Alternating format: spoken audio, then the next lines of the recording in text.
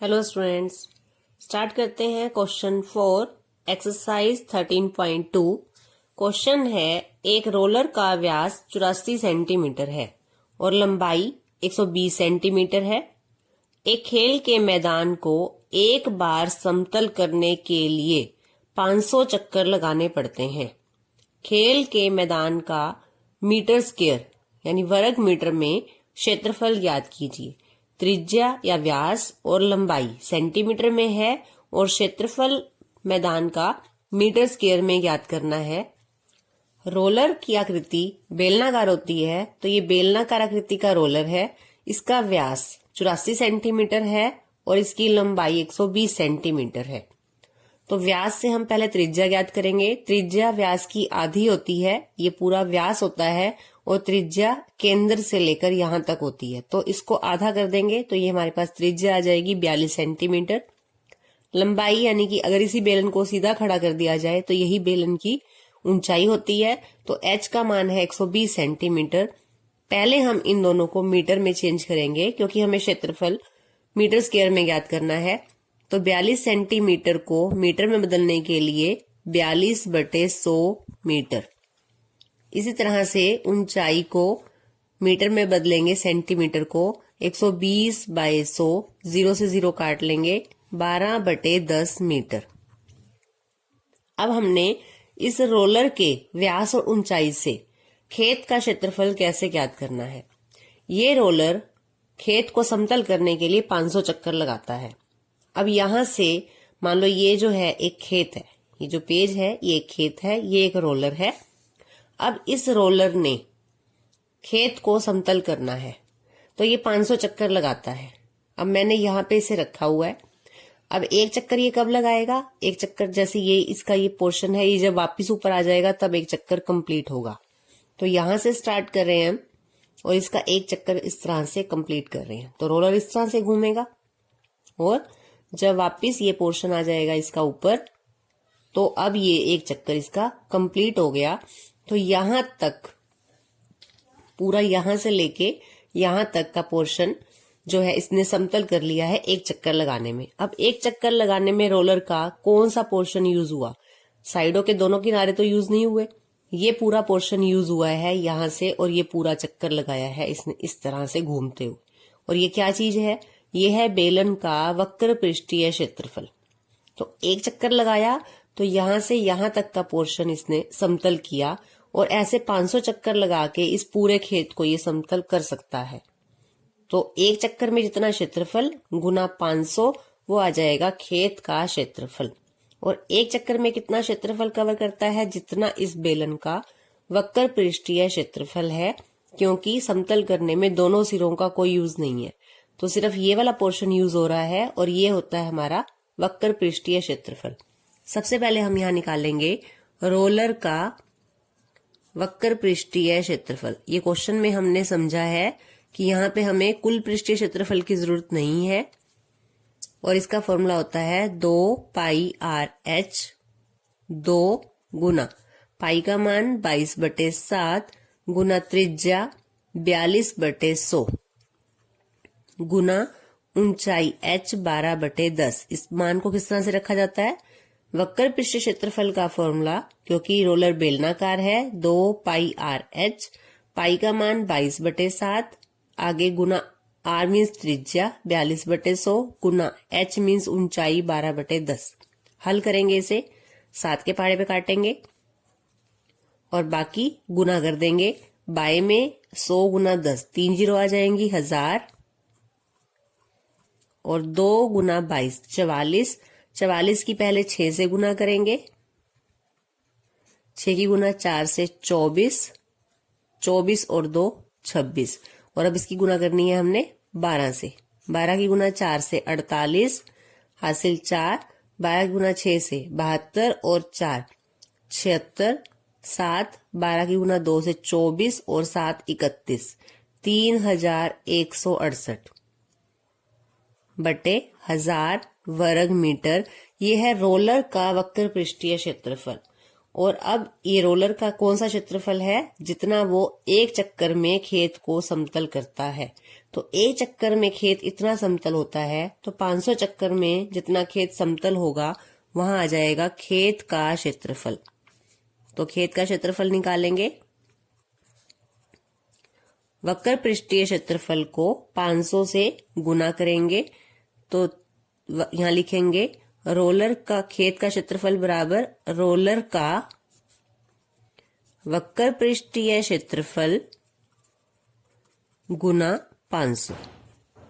वक्र पृष्ठीय क्षेत्रफल मतलब एक चक्कर में क्षेत्रफल, और 500 से गुना कर देंगे यानी 500 चक्कर में जितना क्षेत्रफल कवर होता है वो है खेत का क्षेत्रफल। तो खेत वक्र पृष्ठीय क्षेत्रफल निकाला हमने 3168 बाय 1000 गुना 500। अब इसे हल करेंगे। 2 जीरो से 2 जीरो काट लेंगे, 5 के पहाड़े पर काटेंगे इसे, 5 को 2 से गुना करेंगे 10, और ये संख्या 2 से भाग होती है, 2 से काटेंगे इसे, 2 का पहाड़ा पड़ेंगे, 2 एकम 2, 3 है यहाँ पर, 1 बच जाएगा 11, 2 का पहाड़ा पड़ेंगे 5 तक 10, 1 बचेगा 16, 2 अट्ठे 16, 2 चौके 8, तो ये आ गया 1584 मीटर स्क्वायर। ये है खेत का क्षेत्रफल जिसे रोलर 500 चक्कर में समतल कर सकता है। क्वेश्चन 5 देखेंगे। किसी बेलनाकार स्तंभ का व्यास 50 सेंटीमीटर है और ऊंचाई 3.5 मीटर है। 12.50 रुपये प्रति मीटर स्क्वायर की दर से इस स्तंभ के वक्र पृष्ठ पर पेंट कराने का व्यय ज्ञात कीजिए। यहाँ पर हमें स्तंभ का व्यास और ऊंचाई दी हुई है और स्तंभ के वक्र पृष्ठ को पेंट करना है। तो पेंट कराने का व्यय निकालना है, तो उसके लिए सबसे पहले हम इस स्तंभ का वक्र पृष्ठीय क्षेत्रफल निकालेंगे। बेलनाकार स्तंभ है, वक्र पृष्ठ का फॉर्मूला होता है 2πr/h। स्तंभ का व्यास 50 सेंटीमीटर है, त्रिज्या व्यास की आधी यानी 50 का आधा करेंगे 25 सेंटीमीटर, और स्तंभ की ऊंचाई 3.5 मीटर है। अब ऊंचाई मीटर में और त्रिज्या सेंटीमीटर में है, तो त्रिज्या को भी मीटर में चेंज करेंगे, 25/100 मीटर। अब हमने निकालना है स्तंभ का वक्र पृष्ठीय क्षेत्रफल। सबसे पहले क्योंकि हमें उस पर पेंट कराने का व्यय ज्ञात करना है, स्तंभ का वक्र पृष्ठीय क्षेत्रफल 2πr/h। 2 गुना पाई का मान 22/7, फिर गुना r मीन्स त्रिज्या 25/100, और गुना ऊंचाई h का मान है 3.5। अब इसे हल करेंगे। 7 का पहाड़ा पड़ेंगे, या पहले इसका पॉइंट हटा सकते हैं। 2 गुना 22/7 गुना 25/100 गुना 35/10। 3.5 था। जब हम पॉइंट हटाएंगे, क्योंकि पॉइंट के बाद एक अंक है तो इसलिए बाई में 10 लगेगा। 7 का पहाड़ा पड़ेंगे 5 पे, 7 पंजे 35, 25 का पहाड़ा पड़ते हैं 25 एकम 25, 25 चौका 100, 2 एकम 2, 2 दूनी 4, 2 से ये भाग हो रहा है, 2 एकम 2, 2 एकम 2, 11। 10 को हम नहीं काट रहे क्योंकि 10 के लिए हम पॉइंट लगा सकते हैं। एक बार देखेंगे कैसे काटा है। 25 एकम 25, 25 चौका 100, 7 एक पंजे 35, 2 का पहाड़ा पड़ा, 2 दूनी 4 और 2 एकम 2। एक बार अंश में 2 का पहाड़ा पड़ना है, एक बार हर में 2 का पहाड़ा पड़ना है, फिर 2 से फिर काटेंगे, 11 पे 22 कट जाएगा। अब हम अंश में हमारे पास संख्याएं हैं 11 और 5। 11 को 5 से गुना करेंगे 55, बटे में हमारे पास हर में है 10।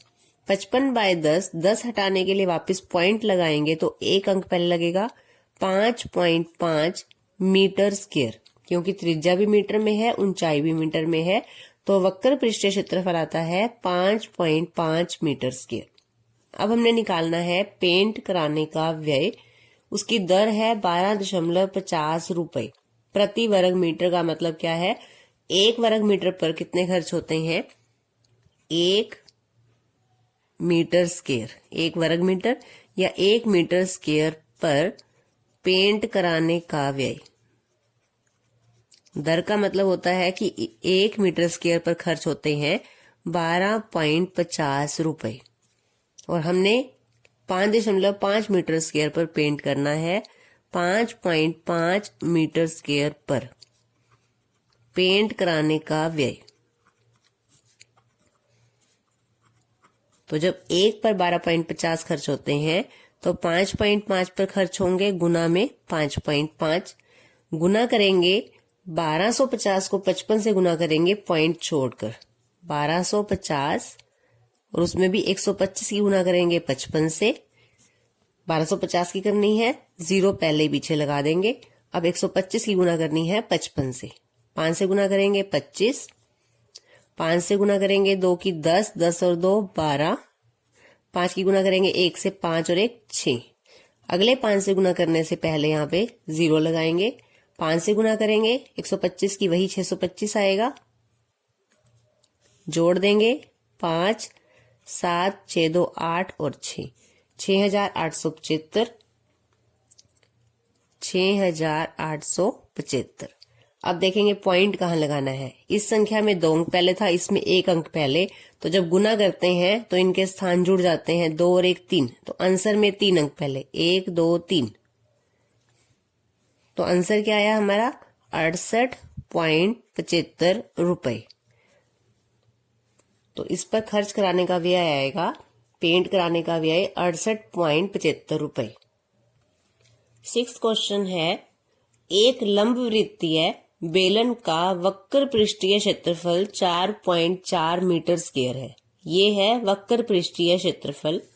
यदि बेलन के आधार की त्रिज्या 0.7 मीटर है तो उसकी ऊंचाई ज्ञात कीजिए।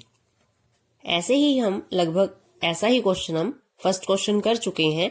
उसमें हमें बेलन का व्यास ज्ञात करना था, ऊंचाई दी हुई थी और वक्र पृष्ठीय क्षेत्रफल। इस क्वेश्चन में हमें त्रिज्या दी हुई है और ऊंचाई ज्ञात करनी है। हमें दिया है वक्र पृष्ठीय क्षेत्रफल और आधार की त्रिज्या।